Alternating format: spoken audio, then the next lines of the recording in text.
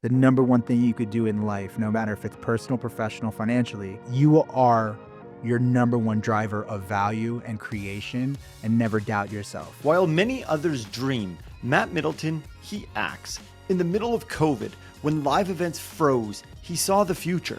And so I'm staring out and then I see this giant parking lot and I'm like, why don't we just do it here? Wow. That idea became something the industry had never seen. Not another ballroom conference, but a festival. Yes, a festival built on connection, collaboration, and energy. We're on year 4. The first year, 1,600 people to now just over 5,000. That is a community build, right? That is not, we're the stewards of this brand. He tore up the playbook, asking what was broken and daring to start fresh. But at the end of it, it's like we just simply looked at the event space and said, like, what's broken with it? It's not easy, but it's worth it, right? Because you carve out your own path and now you stand for something. But for Matt, true wealth isn't just measured in attendance or scale of his festivals. It's also about the legacy his son will remember. If all this went away, what I have, is this my identity? Or is like what my son thinks about me, my identity? This is the YouPotential podcast, where money meets meaning. Please subscribe to the YouTube channel. If you're listening on your favorite podcast app, please subscribe and leave us a comment, review. We really appreciate it.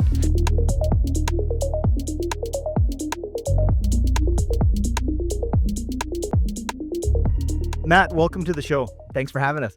Thank you. I mean, you have a few things probably on your agenda.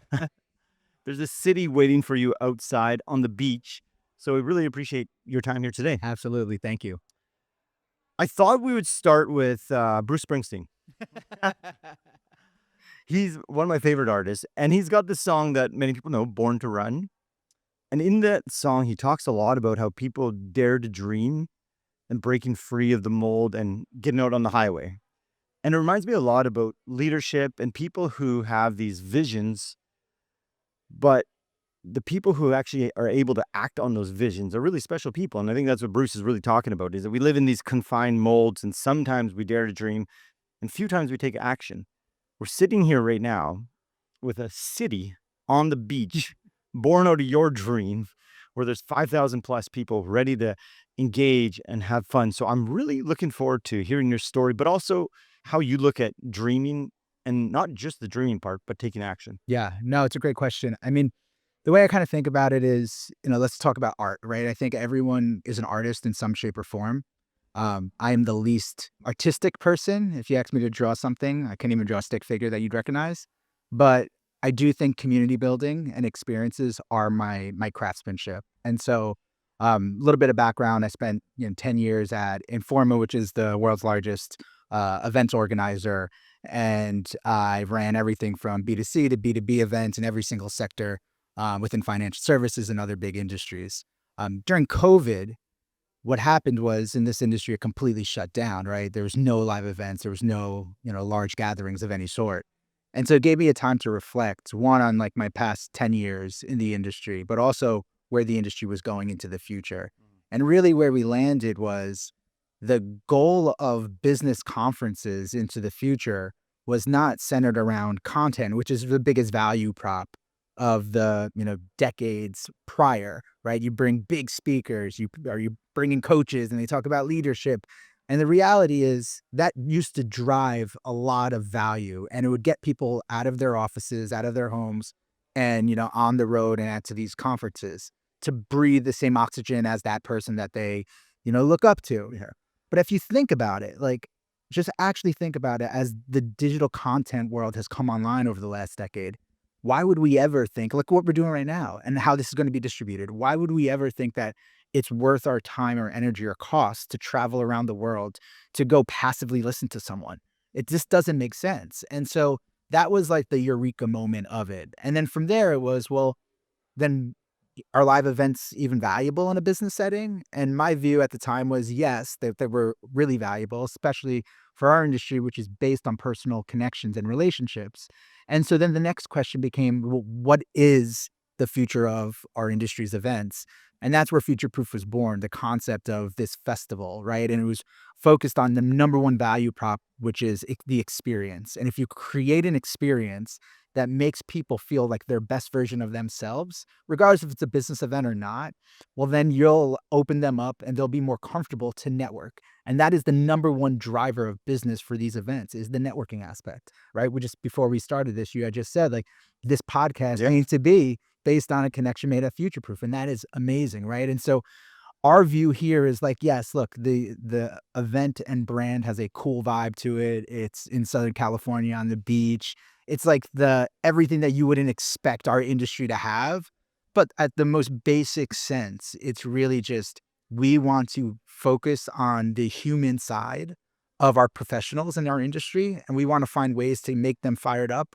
And because of that, we think that people will forget the firm they're representing or their title, right? They'll take off their mask in this industry and they'll just start, oh, I like this type of music. We're naturally going to be at the same, area of that boardwalk outside. Oh, we like a certain type of food. We're going to go to that food truck. We're creating more instances where people will naturally just bump into each other. And then the other side of it, we, use technology a lot to better connect, so allow people to discover each other. Because the other one important view that I had was we go to these events, and the larger the events get, the actual closed off nature that you become. Because even if you're an extrovert, I tend to be an extrovert, but in large settings, like you naturally come into a room and what do?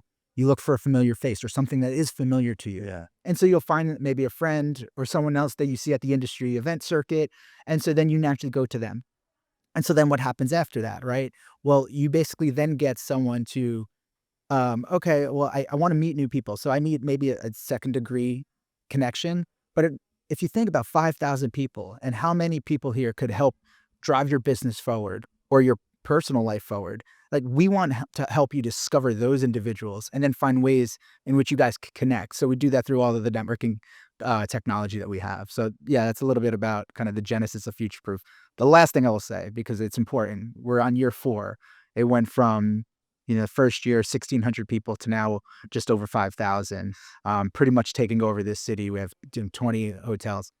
That is a community build, right? That is not, we're the stewards of this brand. We're not this, we can't manufacture that. It's, support for you guys and everyone. We were talking about it, 270 plus Canadian advisors and financial professionals come down to California every year for this. Like, that's amazing. It's a community effort. And we're just honestly so proud and humbled to be able to kind of get on that stage and rally the troops. Yeah.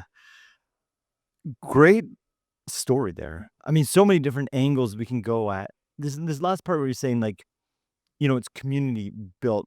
Going back to what I opened up, a community takes a leader and a visionary leader to envision that, hey, there's something missing here, like the conference space. I know you've talked about how you don't want to create another conference as ballrooms and stale coffee, and like there was something inside of you. So I'm picking inside of you right now because it's interesting, and like you created that space. You set the stage for this community to co-create, but it takes someone like yourself. And what I find so interesting is you came up with this idea, from what I understand, like in the crux of COVID, like when everybody else is frozen with uncertainty and unsure of how to even react tomorrow, you're sitting here being like, no. The world needs a conference like this. And I say the world because it's a template for other industries about that part of engaging. So I'm curious about that moment in COVID, I believe it was COVID, that you're sitting on a couch, on a chair, doesn't matter. That you just inside, maybe a mask on. Yeah. But what was going on inside of Matt that you're like, nah, it's time to act. I got to bring this engagement, this community together. Yeah. Well, it's a lot of stubbornness. Could ask that from my wife. No, look, honestly, I think there's some side conversation on that comment there. Yeah. What do I think? So, look, I think during COVID, everyone did a reflection, and for some people, the situations were very difficult, and for others, it was almost like a reset and a refresh. I think where I kind of fit on that spectrum was I was a little lost. Let's actually backpedal a bit. So, I grew up in a city, Yonkers, New York, right outside Manhattan. Grew up pretty poor, tight knit family. Very like good family, good roots, good upbringing. But My parents got together when they were, 14, moved in when they were 16, had my brother at 20, me at 22, my sister at 24. Again, great loving parents, but they just had no guidance. And so they made every financial mistake humanly possible. And as a kid, right, you don't know everything, but you understand. You could see it with the cues. You could see the arguments. And, we lived in a 2-bedroom with 5 of us. So it was like you weren't avoiding it. And so I think naturally I learned, you know, how difficult making, financial mistakes could be. And so then I went through, high school and then college, and I ended up going to school for finance naturally because it's like, oh, I want to stop that. Mhm. Right. So when you look at it in hindsight, you could kind of draw the through line to all of this. But so I went to school for finance, and so, young, ignorant to some extent, and like bullish on myself and the world. I'm going to take this industry on. And what happened? I graduate and I don't know anyone. I have no when I went, we have no money. I have no rich friends or uncles. I have no industry connections. I didn't do a great summer internship because of that. And so I was left there with a finance degree and frankly no entrance point. And then I quickly realized like, oh, if you don't have that, like it's hard to actually get into the industry or be successful in this industry. So before I even got into a professional setting, I was more or less turned away by chance. Like, so then I went and worked construction, literally college degree, finance, and I was like building houses. And I got a call from a college buddy of mine who was working at Informa, and he was like, "Hey, like, why don't you come in?" I've always a good like salesperson, always a good talker, always storytell. He was like, "Just come in. We have this thing." And I'm like, "What's an event? An events business?" I had no idea this industry even existed. So I went in, I met with them. They gave me a job, entry level job, and so I literally started cold calling scientists to come to pharmaceutical and biotech events. Yeah, so it was like the hard. Good experience. Yeah, Those events. exactly. I couldn't even pronounce some of the clinical trials that were going on. Anyway, I got them to come.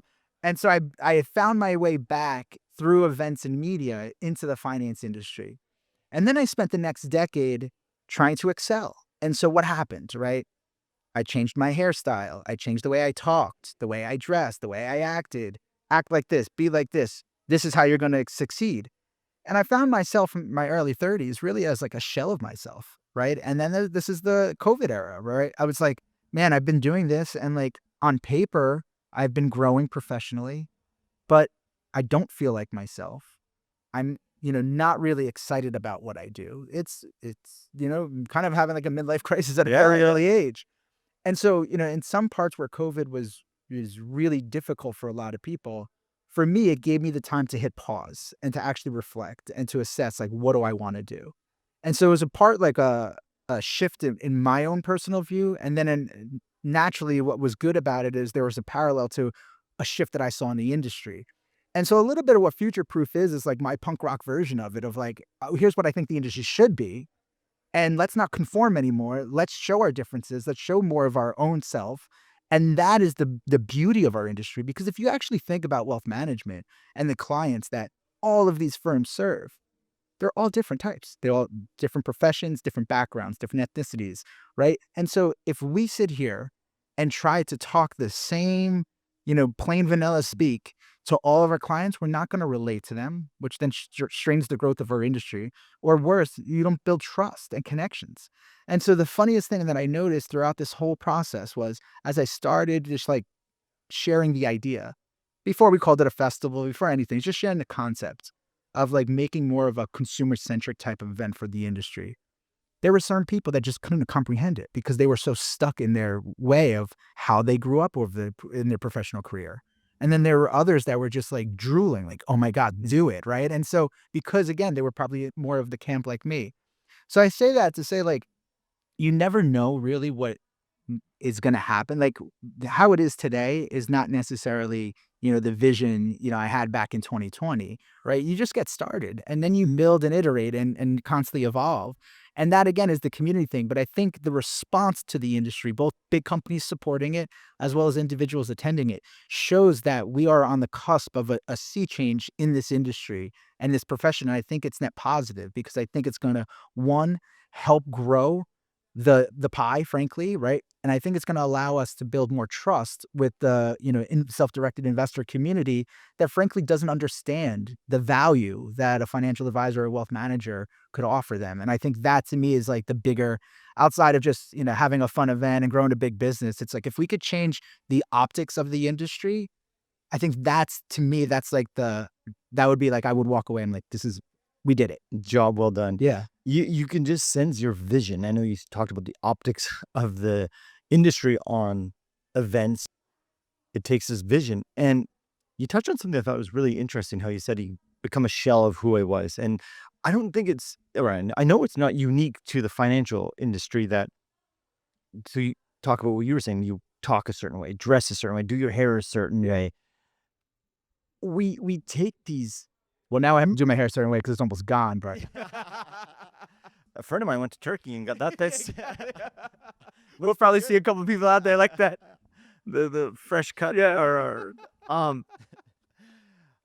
It's actually quite affordable. Anyhow, we can talk about turkey hair puns next time. Changing. Instead of celebrating like individuals who come into an industry, you're right. Often we feel the pressure to conform to the industry. Yeah. It mutes our creative eyes. It has us focused on what's right in front of me. How has this been done? And I'm going to follow that path. Yeah. And it seems like with Future Proof, you've allowed people to see beyond the periphery, like the normal way of looking at a conference. I was talking to someone last night, and he's another fellow Canadian. He's like, I'm sick of Canadian conferences. Like all the fund managers who have to pay top dollar to come and do that, the presentation. He's like, the pay to I play have to model. watch what I say. He's like, I come here and I feel like I can just relax. I can go see whatever I want to go see, talk to who I want to talk to. And he talked about the breakthroughs. He's like, I love the breakthroughs. I do every single one because I get to engage.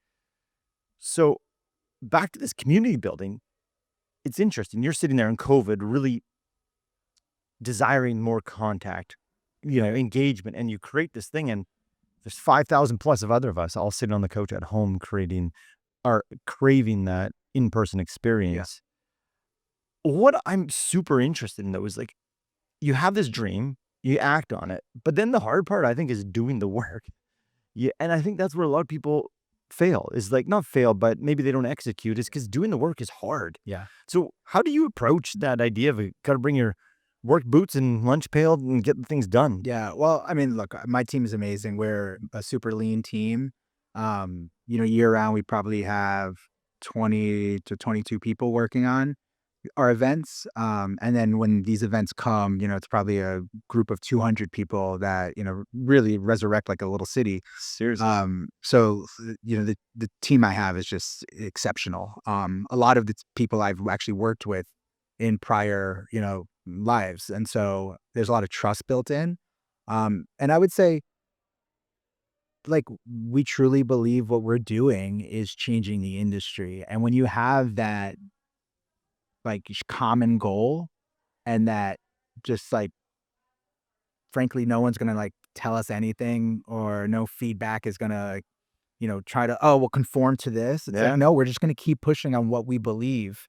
And if you do that correctly, like, you have to be right, obviously, to some extent, right? But if you do that correctly, like, people will follow and give you the feedback, and then you iterate. And so, like, again, like, my biggest thing is like, I really look at these things in two different ways, right? From a business sense, and think about like what we just talked about, like wearing masks or conformity. And it's like any successful, like really successful business in any industry, did they just say like, oh, I'm going to follow that person's playbook and I'm just going to do it? No, right? It's always like in business life. Yeah, in life. At the end of life, and you're like, what did I do? Yeah, exactly. And so when you think about it, it's like, what's the best business model? It's not to follow status quo. It's to think of a different one, right? It's when you market, it's the best thing to use the same narratives that everyone else does. No, you want to carve your own space. And so these are all like very common sense things. It's just when we get, again, in our industry circles and our industry talks, it's like, we just kind of do this song and dance without ever questioning why. And again, going back to that COVID point, like, if COVID didn't happen and if the events industry never shut down, like, would this ever exist? Probably not, because I What would wouldn't have that had be the doing? time. Yeah. I wouldn't have had the time. I would just been, Head down. straight and narrow. Yeah. Just keep building. And then I would have had that, at Maybe one hair point. implants. Yeah. Maybe You hair don't implants, even need it, by the turkey. way. I love that. Yeah. So like, look, I think there's really two kind of ways to think about standing out and being different, and things that I advise a lot of the people that come to these events is, one, be open, be vulnerable, be yourself. Because when you're doing that, you're not only just more comfortable, but you're allowing more opportunities to come your way. And you're also pushing away the opportunities that shouldn't be That's right. in your way. And I think that is the key thing. Like, now that we've got some level of success, like, there are a lot of opportunities that come. And it's like the hardest part is now deciding which ones are really viable and which ones are distractions. I can imagine. And so when you think about this, it's like the the technology, the no pay to play model. These are all like little features of, or bugs, if you will, of the standard, right? So like, yes, we call it a festival over a conference. Yes, we use like pink and purple over like our traditional blues that we see in the industry all the time, right? But at the end of it, it's like we just simply looked at the event space and said, like, what's broken with it? And it was every little aspect. It was like, well, why do we have to have it inside? Why do sponsors pay to speak? Yeah. Why do the audience feel like they're the product? On and on and on and on. And it's like, well, it sucks because, well, they feel like they're the product because they know there's a paid for speaking role. So it's like, all right, well, then how do you make money? You just find other ways to make money. And it's not easy, but it's worth it, right? Because you carve out your own path and now you stand for something. Man, Then you grow. it's not easy, but you carve out your own path and you stand for something. How good does that feel that you can actually say, like, Yeah. this is what I'm doing? Yeah. Yeah. No, I mean, it's fun. Yeah. It's fun. I would say that's the biggest piece too. It's like, we're 4 years into this. Typically with events like you described, it's a lot of work to get it off the ground. Especially for like a 4-day experience. It's a year-round venture. And to grow and scale at the rate we did, it's a lot.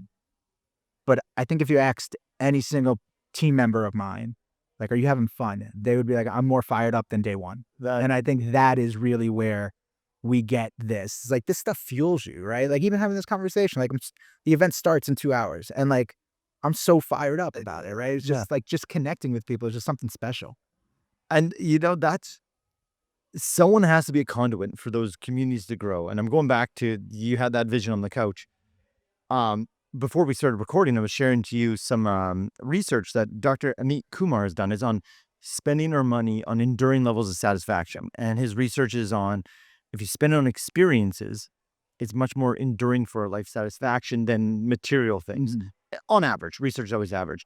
But he talked about these 3 pillars that, from the Canadian contingent that I see this WhatsApp group, they are nailing, the festival has allowed us to nail that, is that this, like, say, our anticipatory feeling, like everyone's talking about future proof, what they did last year, what they're going to wear. Yeah. People in Northern Canada are wondering if we're going to bring our parkas or not.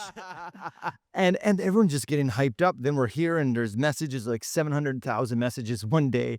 Everyone's just loving it. And then it's the aftermath. People start savoring it. So we got these 3 pillars of anticipatory, experience, and savoring.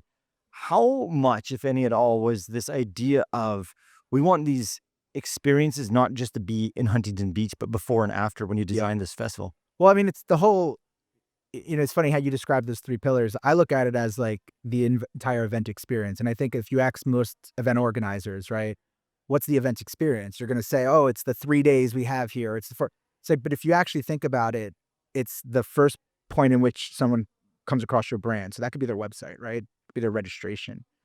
The way I look at it is, how do you create really that live event experience? It happens 3 weeks before the event because of all of our networking technology, right? So what we've engineered is a way in which people could discover each other that are going to be at this event. So, right, there's a common thing, right, where this universe of people are all going to be in a live setting in some point into the future. So now it's like, most events operate where maybe you get an attendee list a week before, like, at best you're probably like, oh shoot, I'm jumping on the plane. Let me go download the event app and see. Yeah. And you're not planning. You don't have any connection points. You're kind of just winging it, right? And so what we've done is we basically said, well, 3 weeks before the event, if you want to meet with them, like we're assuming you're coming here because you want to meet new people Yeah. or connect with people that you know in the industry. Let us allow you to do that more efficiently. And so because of that, what we do is we basically start 3 weeks before. We have people sign up for, if they want to meet, they can sign up, fill out a profile. And then we go through phases that continually build momentum leading into the event.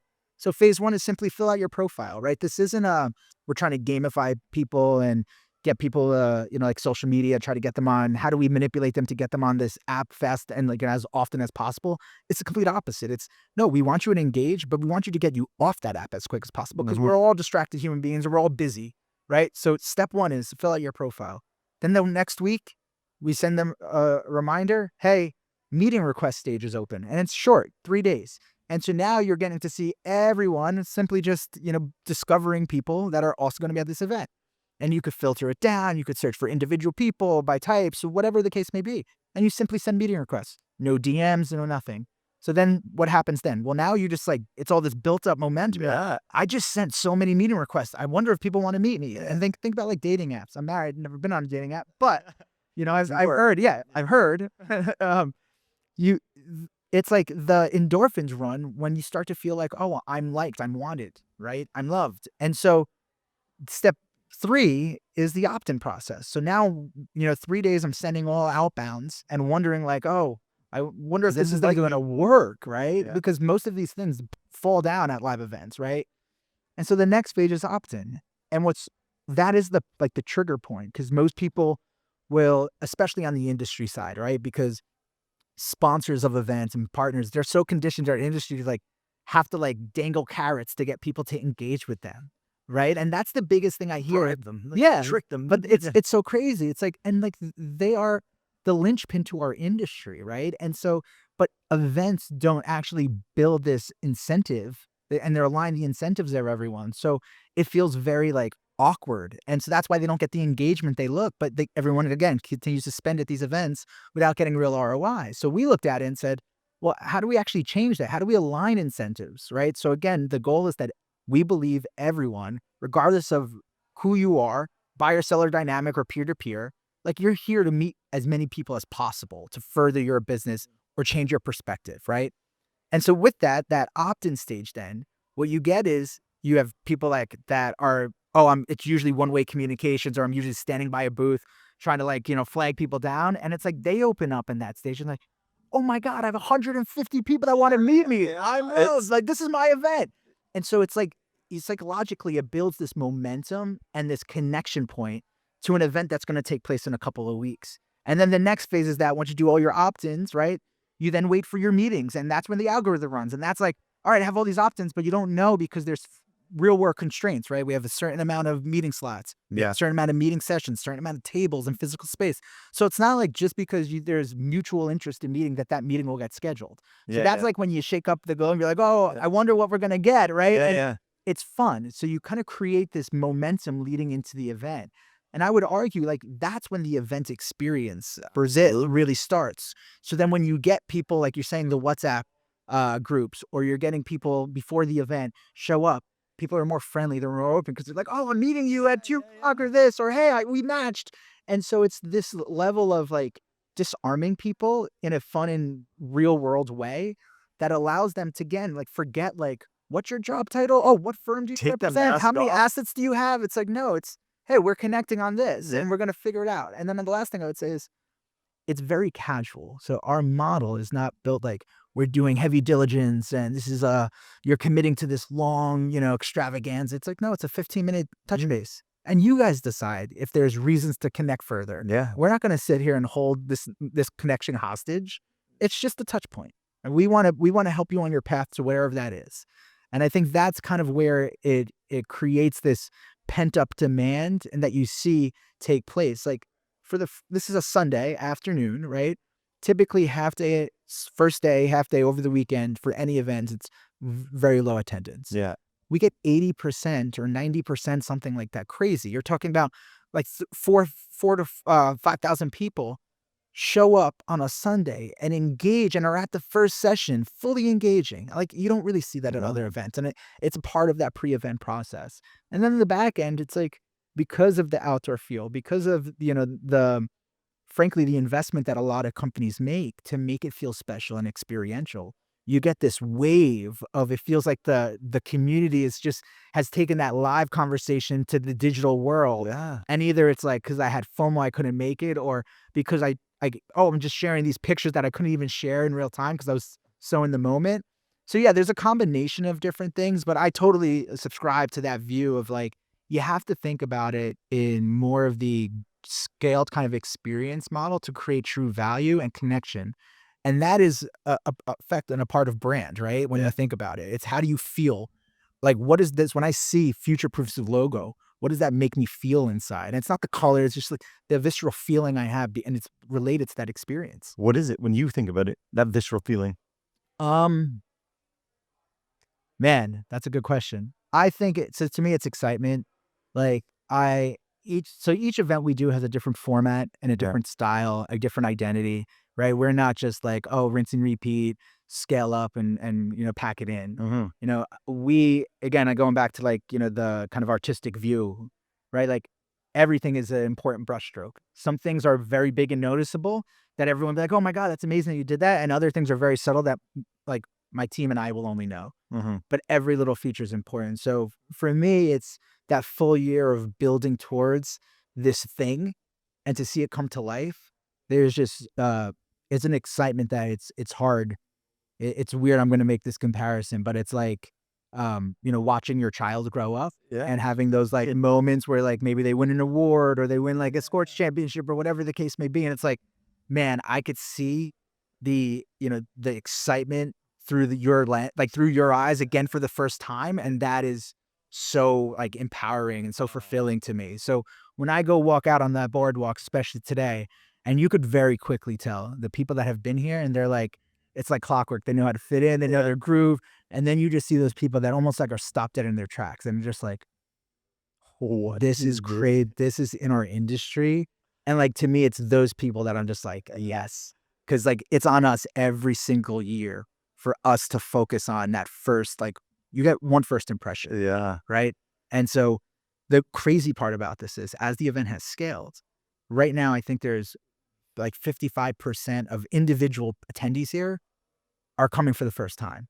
So while you get a lot of repeat firms, right? Yeah. What happens is a lot of firms tend to like send different people, like, you get exposure of different groups. So there are still so many people that are just new to Future Proof, new to, Huntington Beach. Like, and so it's on us each and every time not to necessarily say like, oh, it's just status quo or pack it in. It's like, no, what are those little magic moments that will like shock and awe Yeah. and delight throughout the event? And that's kind of where, going back to it, it's just pure excitement I have when I see that come to life. Hi, it's Sean. I know I'm breaking into the conversation just for a moment. There's good reason. If you're here, it means you care about living with more purpose, more meaning, and deeper connection. And that's exactly what the YouPotential podcast is all about. When you hit that subscribe button, conversations like this, the ones that challenge you to think differently and open to new possibilities, keep showing up to you every week. And when you share this episode with someone you care, you're not just passing along a podcast. You're giving them a chance to reflect, to grow, and maybe even to reimagine what a good life can look like for them. So please take a second, subscribe, share it with a friend. Let's spread the conversations that truly matter. Now back to the show. I like your detail to like that artist stroke, that detail that no one notices, but the big picture, you notice it. And you could tell, to your point about people's first impressions when you walk down on that boardwalk. It's phenomenal. Speaking of the boardwalk, then take us back to the very first time Matt Middleton walks down the Huntington Beach boardwalk Yeah. and sees not the conceptual design of Future Proof, but it in full vibrancy when people are talking and engaging. Maybe, I know you said it, you just said what it feels like now, but take us back to that very first time you saw it. Yeah, well, it was crazy because you got to remember, like, I was pitching this to. So I've been in the industry, I had a lot of close friends and good relationships, I would say. So I definitely bought a lot of goodwill year one because like people are like, all right, I don't really understand what you're trying to do here, but like, all right, I'll support you. You've always done right by me, right? So we got a lot of people that really kind of just bought in either through relationship or a little bit of trust, but didn't quite understand like what they were signing up for. And I would say to some extent, there was a lot of my team members had the same thing. They like, all right, we're just going to keep pushing for this, but like, Trust you. what? Yeah, like, how is this actually going to take place? And so the funny thing is, like, as like the leader of this is like trying to like, you have to be overly confident, but in the reality is like, you also especially, you also especially as it starts to get built, you're like, holy shit, like, we're doing this, right? And so that first year, what was interesting is like when we signed on to this place. So the backstory is, so I had this idea, and then through COVID, it was like, all right, let's go find the right city, the right location, and so we used a third party kind of travel like agent to go kind of tour me around. And so COVID, I was like one of only like 3 people on flights. They literally, there was places in San Diego that like opened up the hotel to let us stay because it was shut down. Like it was bad, right? And so this was Huntington Beach was our last stop. Like I did all of LA, did all of San Diego, and it's like everything was just like the big box traditional venues, which again they're great. It's a big business, but it wasn't like what was in my head. And so the guy was like, I was kind of defeated. It was like travel around the country, like messed up, risking my health and all this, and I was like, what do we do? He's like, I have one more location. Like, let's just go. And it was a 45-minute drive. He's like, let's just go there. We'll extend the trip. And I was like, fine. So we went, and it was actually the Hyatt. And again, they toured us around their event space, beautiful event space. But I'm like, shit, it's just not it. So I found myself sitting in the hotel room after the tour, sitting on the balcony, staring into the ocean, just like, man, like this sucks. Like I just, I just had people quit their job and join me, just raise a little bit of money from investors for a live events business during COVID that didn't exist. I had this vision, but literally couldn't find the right location, like to like bring it to life. And so you're just feeling a little bit lost at that time. And so I'm staring out and then I see this giant parking lot and I'm like, why don't we just do it here? Wow. And so literally I got on this guy, Brian was our consultant at the time.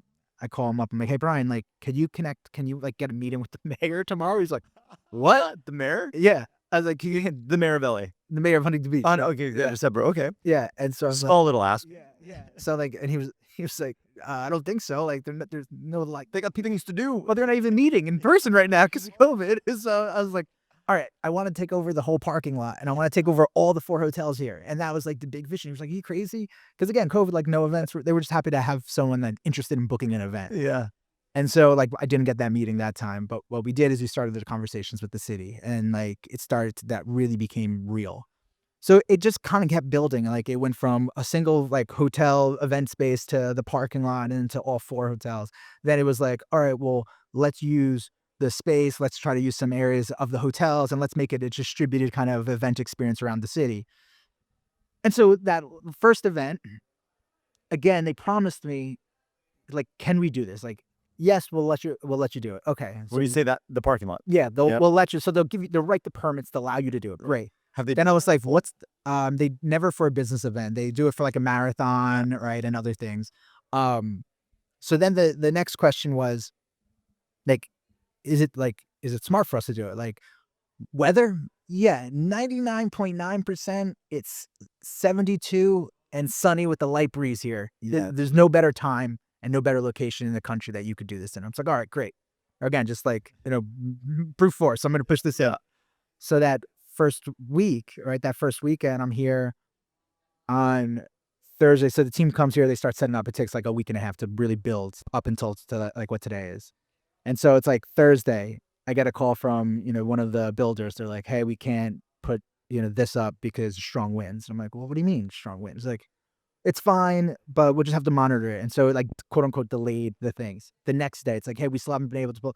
Hey, there's a tornado watch. It was like some random freak thing. First tornado ever. Yeah, it was like something ridiculous. I'm like, wait, you guys get them here? Like, it was like just some ridiculous thing. And so I just remember like it was that oh shit moment. Like this thing could all crumble. Yeah. And so then we managed like by the will of everything, it kind of turned and the weather became beautiful again and we got back on schedule. And so Sunday morning came and I remember just like walking right over here where the bridge is and just like, holy shit, this is real. Wow. And that is like that feeling. So it's a little bit of anxiousness.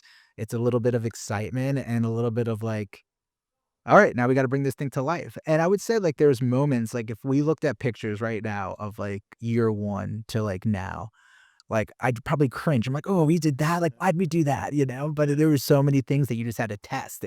Yeah. It was literally a big test. And like there were people that like visceral feedback about like, can't do this or need more shade or where's the coffee or where's the water? And it's like all of those things like really help. And I say this to a lot of people. It's like, this isn't a oh, this is in my head. Oh, now I have the next big idea. It's like, no, we built it, we started it, we got it there, and then we took feedback. And I read every single 1,600 people that first year. I spent probably like 5 days reading every single post-event survey, down to like the little like bullshit comment to like paragraphs of feedback of like why they would never come back, right? Yeah. And everything in between. And you call them, hey, I want to understand your experience more. Hey, how would you improve that? Hey, and you just one by one, you just answer that, right? And most people think that it's like, I know what my customer wants. And I think there's a belief. So going back to what I was going to say earlier, it's like there's two things I think that make really successful businesses. One is like this like sheer will of like, I see something that most people don't see today, and I'm gonna like brute force it into the world. I think that is one aspect of it.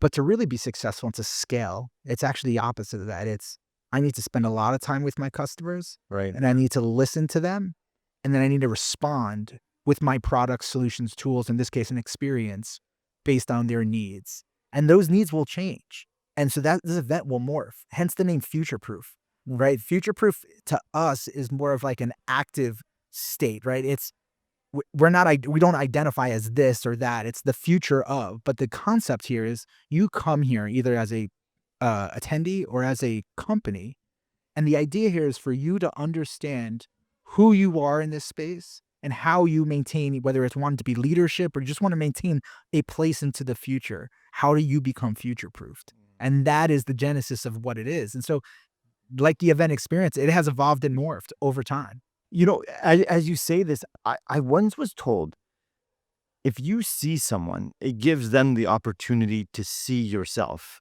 And your statement there just really makes me think of future proof in a way, helps people come to this experience, come as you are, and in a way, future proof is future proof in itself by allowing people to show up as you are, taking that mask off you talked about earlier. Uh, from my experience as a participant, I feel like that's where, like, if I'm giving a events feedback survey, it's like, that's what I feel is that I can come as Sean. You're giving me, I'm not in a big room, I'm not gonna be the guy shouting for, like, vocal time space, but I want to talk to people, you know, and the breakthrough meetings that you talked about give that opportunity. All the side little breakthrough meetings that you do, you just have created a thing that lets people come as you are. And I think that's powerful. People, we want them, you know, like you mentioned earlier, if someone sees you or hears you, just like, yeah, man, thank you. Yeah. You're doing that for like all these people. Yeah. I mean, it's a community of communities, right? At the end of the day, it's like, find your tribe. That's what I always say. It's like, come here, build your own adventure. Every single person has the ability to have a different event experience by the sessions, because we have 4 stages running concurrently, like festival style, right? It's not like tracked or silos. Like, oh, this is your job function. This is where you go in this room for, 5 hours. And this is who you meet. And here's the networking event. It's like, no, it's like, just because you might be in this function or have this title or work at that firm, you may be like uniquely interested in that thing, and we're going to have that for you. Go find it and go seek it out. And then again, just using technology to remove all the friction points, because we've all been to these events where it's like you go in with such good intentions and then something happens, you kind of get sidetracked or you're just in the flow, and it's just kind of, you're just like moving without intention. And for this is like, we want to get you, we actually for to do a little bit of work up front before the event so that you're very intentional about your time and the people you meet and interact with on site. And because of that, if you reduce the serendipity, you actually create more opportunity. And I think that's the magic of what we've built here in this type of an event model. You have said so many brilliant things. My mind is trying to, how do we wind this down? Um, you talked about COVID, sitting inside. We talked about this kind of, I would say, inflection point. What do I do? Do I keep my mask on for Matt, or do I take it off? You decide to take it off to go do this new venture. You talk about this, like, I mean, when you push you talked about being bold and pushing your vision through when it's not there. It takes confidence. There's probably a lot of fear. Yeah. So this path, I can imagine, wasn't the safest, like, psychologically, like, shit, is this gonna work? What would you say now that it's working, Yeah. to that Matt who decided to take this risk, to take that mask off, to get out of his shell and find a new shell? What would you say to him going back to that time? Yeah, look, I always say this, like, so one, I just want to kind of put it aside. Like, I do think what doesn't get talked enough about in our industry is the at-home culture and support. And I think for many people, So what's that? the at-home like culture that you have and the support team, Yeah. right? And I think most people here are, small business owners, right? Own wealth management firms. And so they wear a lot of responsibility, right? It's not just setting a business strategy, it's the weight of having, your employees, family's livelihood on your shoulders and all of that. And so where do you go, right? And I don't think as an industry we talk enough about like the entrepreneurs, I wouldn't even call it journey, but struggle.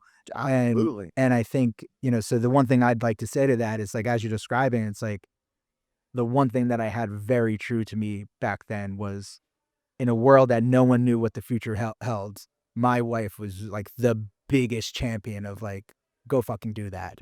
And I don't know your wife, and you just give me goosebumps. yeah, but like, we'll go figure it out. Yeah. And funny enough, like just a year before, I did the same thing to her and I pushed her. And so at that time, like we kind of bet all on ourselves. So to go into your question, it's like my one piece of feedback, whether it's to my previous self or what I say to most people is like, we talk a lot about different investment strategies and what to do and diversification. And I would say the number one thing you could do in life, no matter if it's personal, professional, financially, is to all bet on you. Like bet you are your number one driver of value and creation and never doubt yourself. So if you have that vision, if you have that view, if you have that thing, like bring that into the world because the world will be better for you pushing that forward. Not everything's going to work financially. Not everything's going to make sense, but it will make a lot more sense if you push forward with it because you will come out of that as a better human. And I think that's the most important piece to me that I always kind of look at this. Like I always do this, probably I'll do it in 2 weeks or so,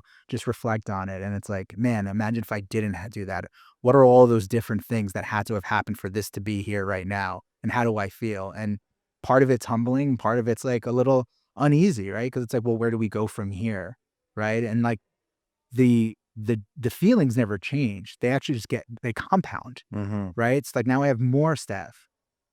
They have more family members. That weight is heavier, right?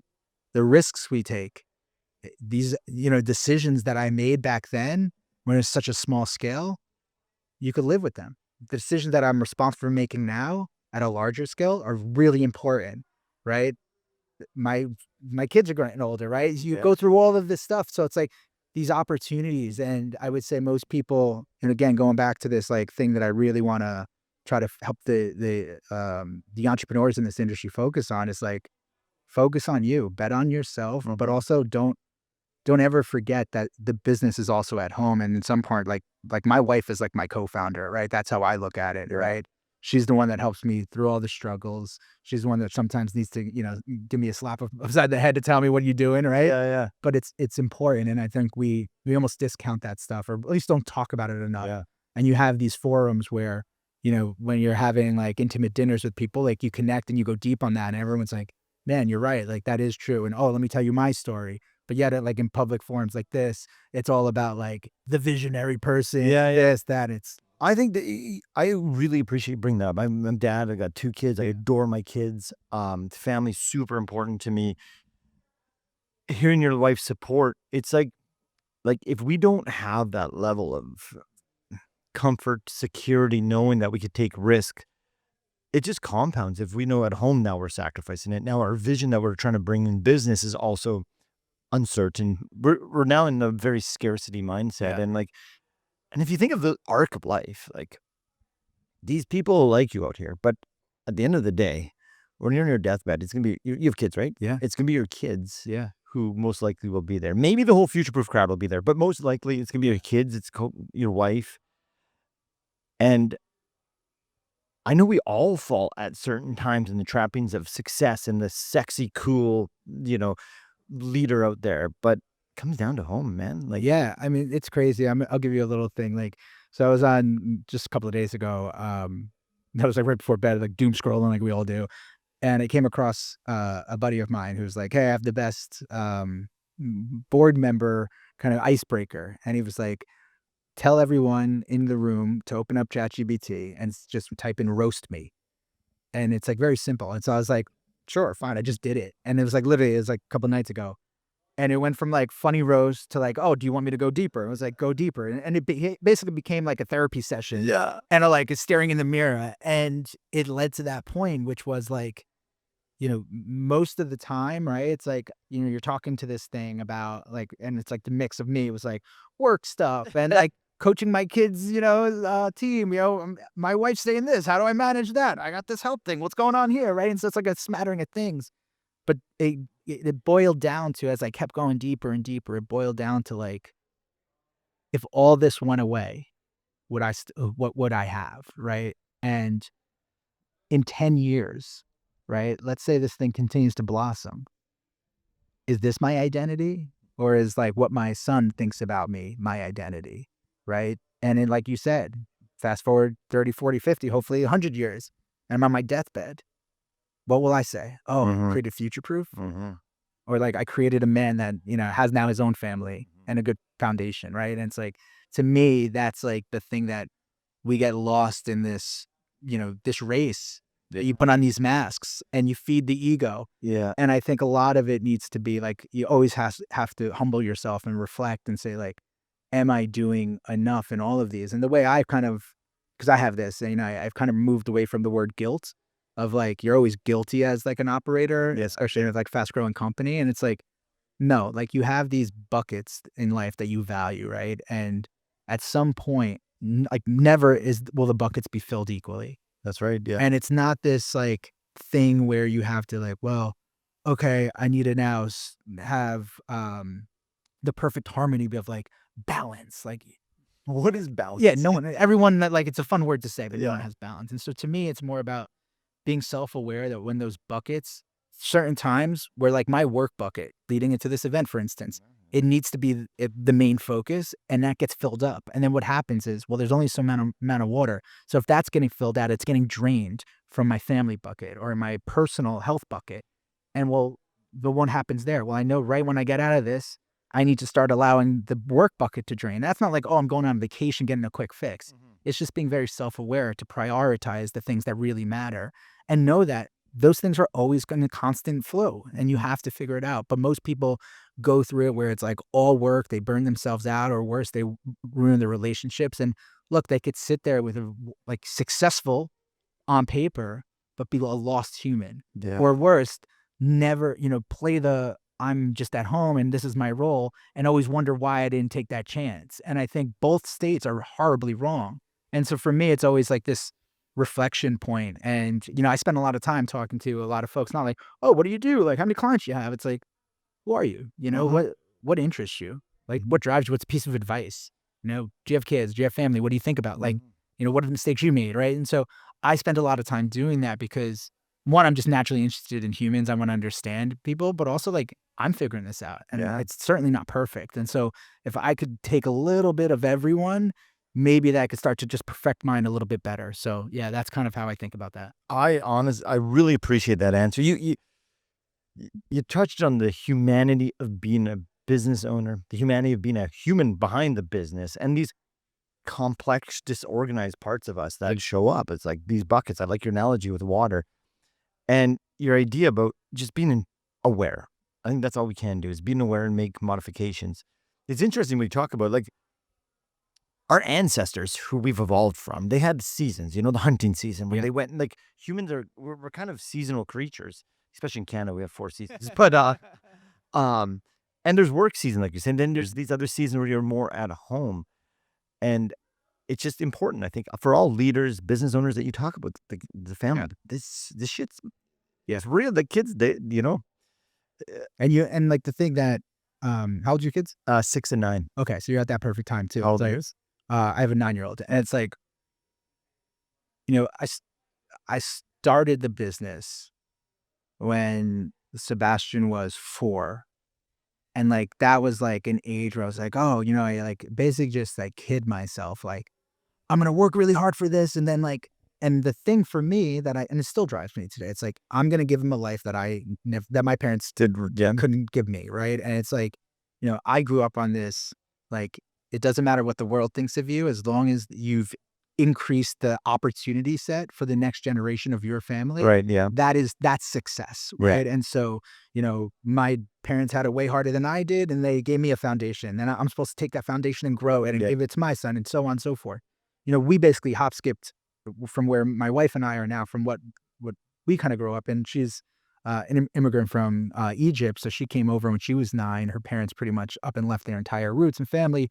Didn't speak, English at all, and kind of learned through all of this. So she was homeless for a little bit and everything. So, like, we have this very like solid foundation, and for us, it's like I would say the one piece of things, the thing that we always talk about, which is like, I don't know how I'm going to feel about it in, 10, 15 years time, which is like, we're never going to get these like single digit years back of our kid growing up. And he's going to be older for way longer than he will be younger.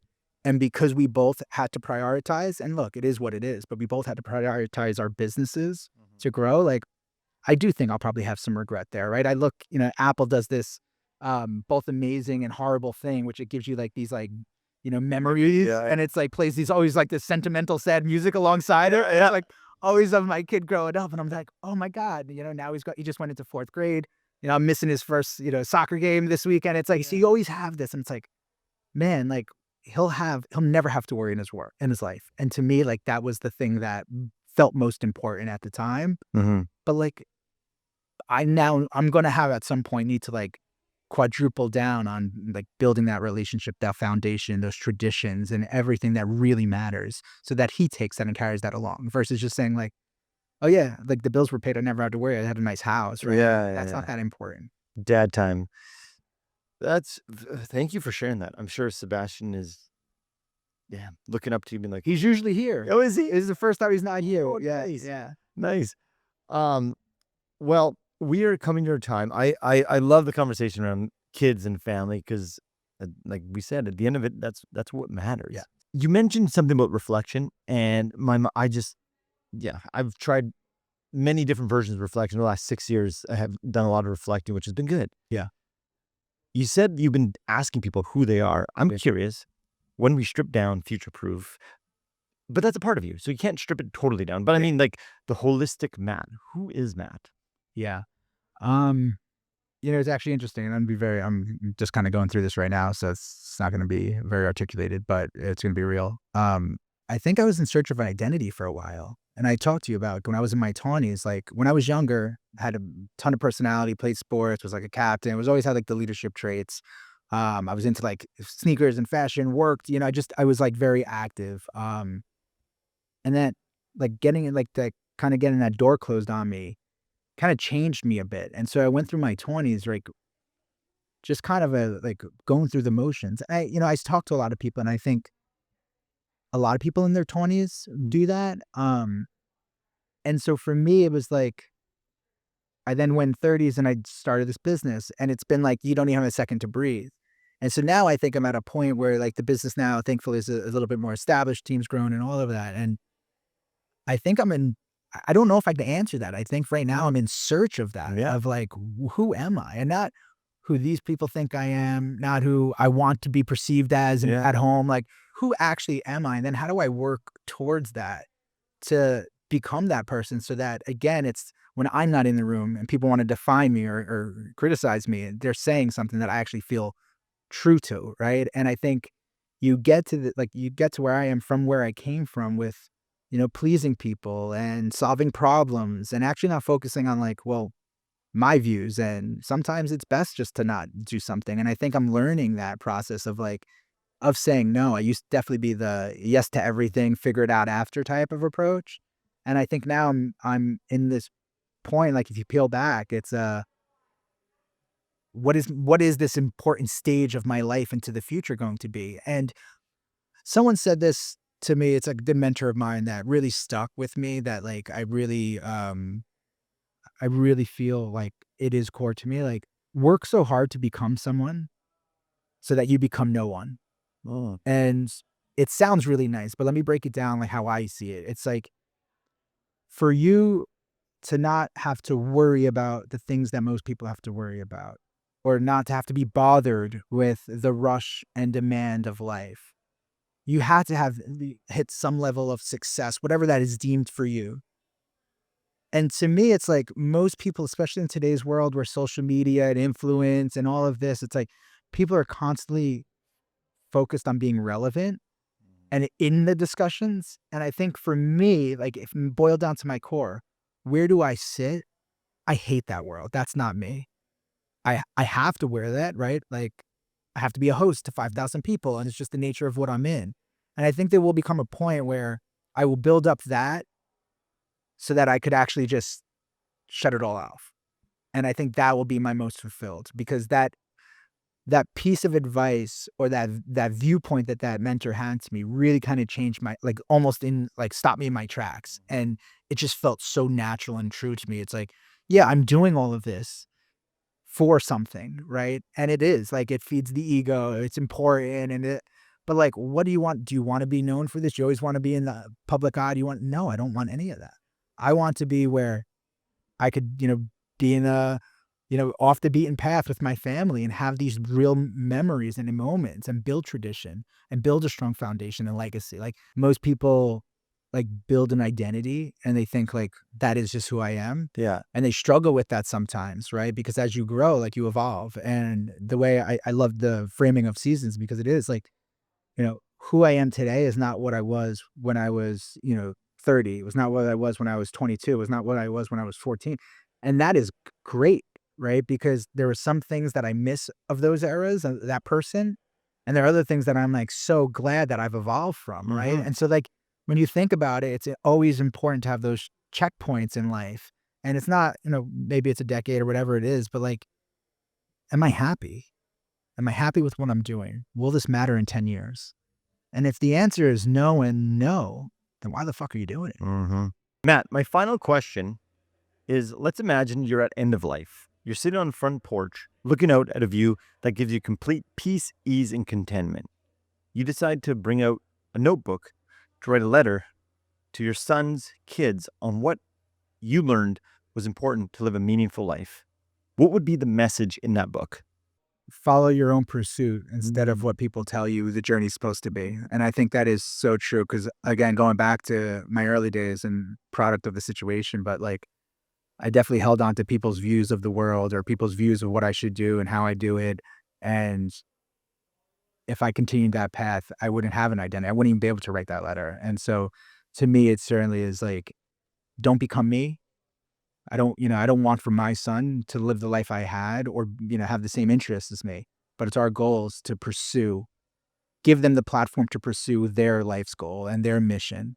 And so it's, you know, listen to everyone, be open to viewpoints, but follow your search of life and meaning. Thank you for tuning in to this week's episode. It was so awesome to be able to sit down with Matt at Future Proof. You know what really hit me after this conversation? It's just how Matt had this dream and he actually acted on it. It's rare. Most of us sit on ideas forever. At least I know I can. But he moved on it and created this incredible festival. Another part that really spoke to me is how he reminded me and us of what true wealth is. It's not just about building the biggest festival in finance. It's about what your kid remembers about you at the end of the day. So I leave you with this question.